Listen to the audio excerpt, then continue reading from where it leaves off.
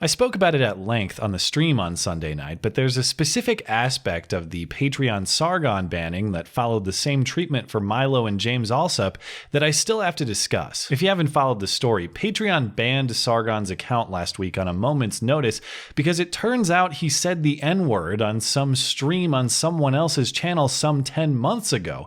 If you want the full explanation, I've linked his video atop the description. As of this recording on Monday night, I've seen no public explanation from Patreon CEO Jack Conte or any Patreon account. In fact, as I record this video, the Patreon support account is actively replying to any and all non-Sargon related questions in its mentions, except for when they're too oblivious to realize someone is in fact calling them out for it. And all of this despite Jack's assurances last year when Lauren Southern got the boot that only actions would be considered in Patreon bannings, not ideology or politics. Content policy and the decision to remove a creator page has absolutely nothing to do with politics and ideology, and has everything to do with a concept called manifest observable behavior. Not to mention his pledge to create a system of warnings and appeals for creators who get punished. We commit to implementing an appeals process because every creator deserves fair treatment and a second chance. We commit to building a more fleshed out warning system. Just Jack's big long list of stuff that never happened, I guess. And all of this takes place in the broader context of ongoing social media and tech deplatformings.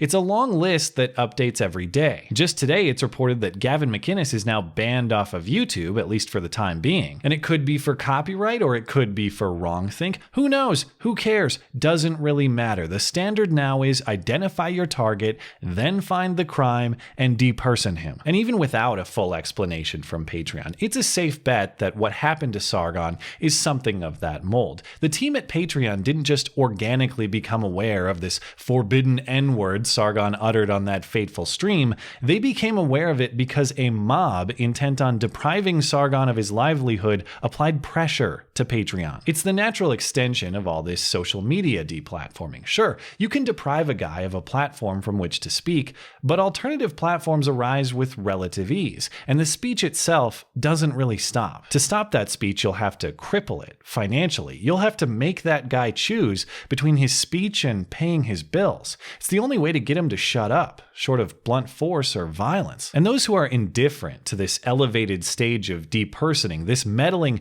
not just in a man's speech, but in his ability to earn a living and pay his bills, and those who actually approve of or endorse these tactics, they all have a recurring mantra I keep hearing across social media discussions of this case. Well, maybe Sargon should go out and get a real job. Yeah, a real job, like working at Applebee's. That's the honorable thing to do instead of being a donation whoring grifter. And look, I mean no disrespect to any Applebee's employees in the audience. Your mudslides are fantastic. Your burgers are perfectly acceptable. And I can't think of a finer establishment to cheaply get out of buying someone dinner. But genuinely, I would never say to someone who works at Applebee's, you need to get a real job. I wouldn't tell anyone with any job to get a real job, because I'm not the one who decides what jobs are real or not. The market does that. And even though the flaws in this line are probably self-evident to a lot of you listening to this video, I'm discussing this attack because I'm hearing it everywhere, and the reasoning behind it is so absurd,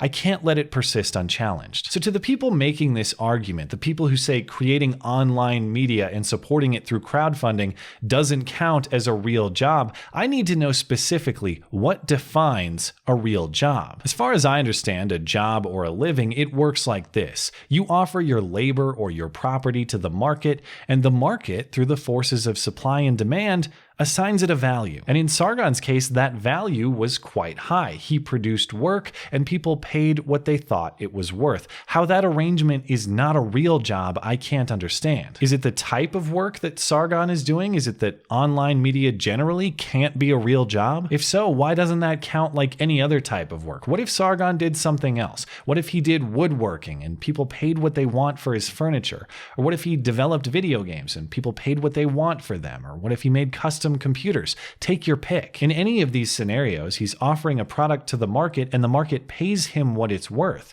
You have to explain to me why YouTube commentary is somehow not a real product like any of these other examples. Or maybe it's not the product. Maybe it's not a real job because Sargon doesn't work for anybody but himself. He doesn't have a boss.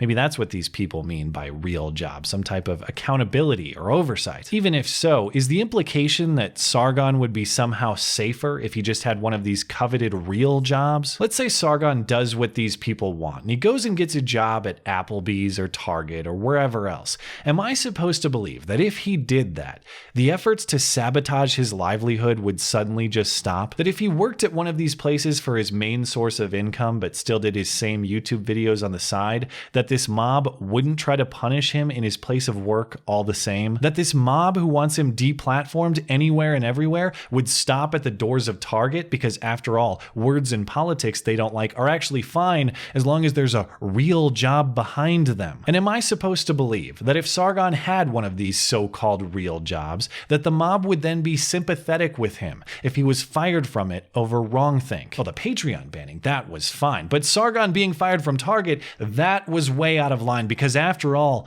that's a real job. Why would one source of his income be fair game for sabotage, but not the other? And honestly, if it's just that easy, if it's so easy just to be an online donation whoring grifter to the tune of $12,000 a month, what point is there in your precious real job anyway? If it's that easy just to create some online account and cash in, and you're still doing your real job for a fraction of the pay, who's the idiot? Sargon or you? This whole line of reasoning is incoherent nonsense, trying to rationalize why someone you don't like isn't entitled to the livelihood he has rightfully earned for himself. But the reality is, neither the content of Sargon's speech nor the value of his work are subject to your definition. These things aren't yours to control. The market doesn't care if you personally think his work is worthless. The only judgment about what counts as a real job or not is the market judgment. And the great irony is Patreon is but one mechanism for that market to function, for the supply of Sargon's work to meet the demand for it. By severing that link, you can put up an obstacle, sure,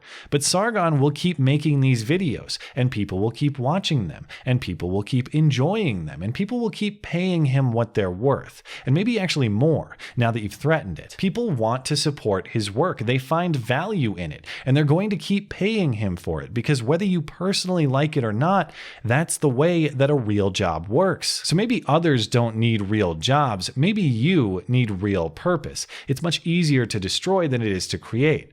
But if you're failing at destruction too, well, that's quite the lowly depth of uselessness, isn't it? And on a related note, for those of you jumping ship on Patreon to support creators elsewhere, I have set up a Subscribestar alternative. It's linked in the description. It functions much the same as Patreon, and I'm offering the same rewards over there. In addition, I'll be joining alternative crowdfunding platforms where they arise. And I appreciate all of you who have sent me messages trying to stick with supporting my stuff, despite Patreon's total unpredictability and apparent lack of care for free speech and expression at all. If you have any questions about Patreon or Patreon alternatives or whatever else in this mess, send me an email and I'll see what I can do. And of course, thanks as always for listening and for supporting this channel. Always appreciate that thoughtful discussion down below, and especially over on Twitter. That is at @MLChristiansen. You're always welcome to come hang out and chat in my live streams. Those are linked down in the description. Looking forward to it. Goodbye.